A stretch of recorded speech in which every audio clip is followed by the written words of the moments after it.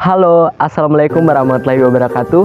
Perkenalkan, nama saya Muhammad Khatami dari SMA Negeri 1 Pambuang.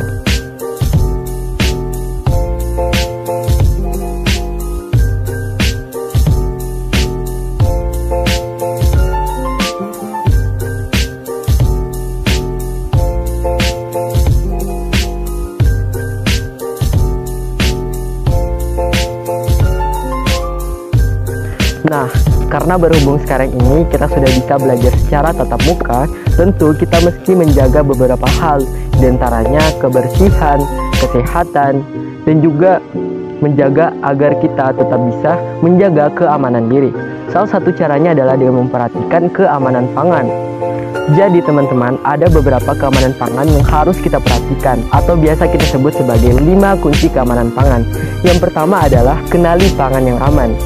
Jadi keamanan pangan itu adalah suatu tindakan atau upaya yang harus kita lakukan agar menjaga pangan kita terhindar dari pencemaran tertentu, semisal cemaran biologis, kimiawi, maupun cemaran fisik. Nah, pada cemaran biologis tentunya meliputi seperti pangan kita yang tidak bersih, serta kemasan pangan kita yang tidak rusak. Sedangkan pencemaran secara kimiawi itu seperti pangan kita yang rasanya terlalu kenyal, gosong, dan pangan yang mengandung bahan tambahan pangan yang berlebihan, atau bisa disingkat sebagai BTP berlebihan. Salah satu cirinya misalnya ketika kita ingin makan makanan yang terlalu manis, maka otomatis makanan tersebut akan mengandung pengawet pemanis buatan yang sangat berlebihan. Ataupun makanan kita yang terasa sangat pedis, itu berarti makanan kita mengandung bahan pengawet yang sangat berlebihan seperti benzoat.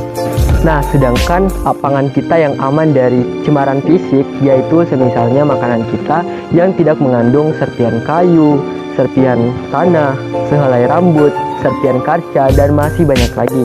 Oleh karena itu, kita harus menjaga keamanan pangan kita tetap terjaga dengan sangat bersih. Selanjutnya, kunci keamanan yang kedua adalah beli pangan yang aman. Jadi bagaimana sih caranya agar kita bisa membeli bahan pangan kita yang aman dari cemaran biologi? Nah, caranya itu adalah yang pertama, beli pangan atau makanan di tempat yang sangat bersih. Misalnya lokasi penjualan tersebut jauh dari tempat pembuangan sampah, jauh dari WC umum, ataupun lingkungannya yang sangat terlihat bersih. Kemudian, tips yang kedua ialah membeli suatu makanan atau pangan kita dari penjual yang bersih serta sehat. Misalnya penjualnya tidak sakit, kukunya bersih, mencuci tangan setelah berinteraksi dengan konsumen, dan masih banyak lagi. Selanjutnya, tips yang selanjutnya ialah pilih makanan yang telah dimasak. Misalnya jika kita ingin makan makanan yang berkuah semisal mie, maka kita harus memakan mie tersebut dengan kuahnya dalam keadaan panas. Kemudian yang terakhir adalah konsumsi makanan dengan benar. Misalnya ketika kita ingin makan sayur-sayuran secara mentah, maka kita harus terlebih dahulu mencuci sayuran tersebut. Terus bagaimana sih caranya biar bisa menjaga pangan kita terbebas dari cemaran kimiawi? Nah, tips yang pertama ialah belilah bahan pangan yang dijual di tempat yang sangat bersih. Misalnya membeli bahan pangan yang makanan tersebut tidak terpapar sinar secara langsung, tidak tercemari dengan tanah, bebas polusi, serta bebas dari debu juga. Sedangkan untuk menjaga agar kita bisa membeli bahan pangan yang bebas dari cemaran fisik itu apa ya? Nah, salah satu caranya itu ialah kita mesti periksa terlebih dahulu makanan yang akan kita beli. Apakah makanan itu mengandung serpian kayu, serpian kaca, sehelai rambut, ataupun benda asing lain yang seharusnya tidak berada pada makanan. Jadi, inti kunci keamanan pangan yang kedua adalah dengan menjaga agar makanan tersebut tetap terjaga dan memeriksa sebelum membeli makanan tersebut. Kemudian, kunci keamanan pangan yang ketiga adalah baca label dengan seksama. Kenapa sih kita harus mesti membaca label itu? Hal ini penting sekali agar sebelum kita membeli makanan tersebut, makanan yang akan kita beli tersebut sesuai dengan selera kita. Karena di label tersebut ada beberapa informasi penting yang harus kita ketahui.